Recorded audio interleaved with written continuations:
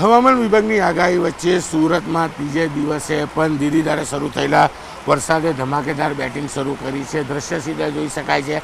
કાળા ડિબાંગ વાદળો વચ્ચે શરૂ થયેલા વરસાદે ધીરે ધીરે પોતાની ગતિ વધારી છે। ત્યારે ઉપરવાસમાં પડેલા વરસાદને લઈ ઉકાઈ ડેમમાં સતત 60,000 ક્યુસેક પાણીની આવક આવી રહી છે। તેની સામે 46,000 ક્યુસેક પાણી તાપી નદીમાં છોડવામાં આવી રહ્યું છે। હાલ ઉકાઈ ડેમ 345 ભયજનક સપાટી છે, તેની સામે 342 ફૂટ પહોંચવા આવ્યો છે। એટલે કે માત્ર 3 ફૂટ ઉકાઈ ડેમ તેની ભયજનક સપાટીથી બાકી છે। ત્યારે ઉકાઈ ડેમથી છોડવામાં આવેલા પાણીને લઈને સુરત આવતા આ પાણી 46,000 થઈને 1 લાખ કરતાં વધુ થઈ રહ્યું છે। હાલ લો લેવલ બ્રિજ વિયરકમ પહોંચવે છે તે 7.43 મીટરે વહી રહ્યો છે। સતત પડી રહેલા વરસાદને લઈ લોકોને ગરમીમાં રાહત મળી છે, કારણ કે છેલ્લા કેટલાક દિવસથી વરસાદ પડવા છતાં પણ ગરમીનું પ્રમાણ ઘટતું નથી, બફારો છે। તે વચ્ચે વરસાદ શરૂ થતાં, કારણ કે આગામી 2 દિવસમાં જ્યારે નવરાત્રિ આવવાની છે ત્યારે વરસાદને લઈને નવરાત્રિ આયોજકોની ચિંતામાં વધારો થયો છે। દક્ષિણ ગુજરાતનો મહત્ત્વનો પાક ડાંગર છે અને ડાંગરની વાવણી થયા બાદ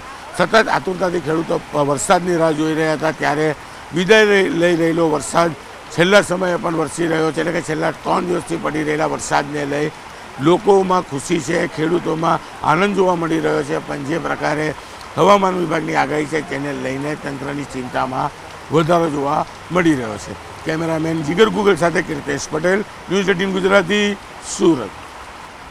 હવામાન વિભાગની આગાહી વચ્ચે સુરતમાં ત્રીજે દિવસે પણ ધીરીધારે શરૂ થયેલા વરસાદે ધમાકેદાર બેટિંગ શરૂ કરી છે। દ્રશ્ય સીધા જોઈ શકાય છે।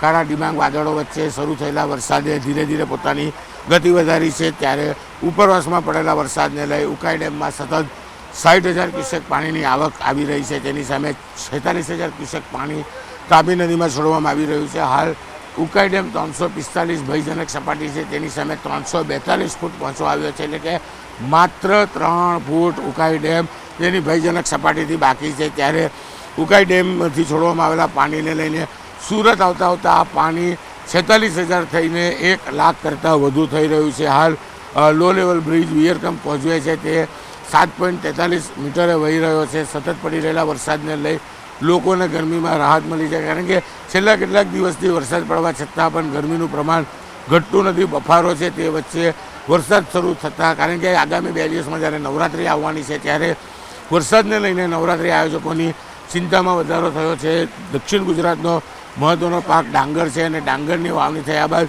સતત આતુરતાથી ખેડૂતો વરસાદની રાહ જોઈ રહ્યા હતા। ત્યારે વિદાય લઈ રહેલો વરસાદ છેલ્લા સમયે પણ વરસી રહ્યો છે। એટલે કે છેલ્લા 3 દિવસથી પડી રહેલા વરસાદને લઈ લોકોમાં ખુશી છે, ખેડૂતોમાં આનંદ જોવા મળી રહ્યો છે। પણ જે પ્રકારે હવામાન વિભાગની આગાહી છે તેને લઈને તંત્રની ચિંતામાં વધારો જોવા મળી રહ્યો છે।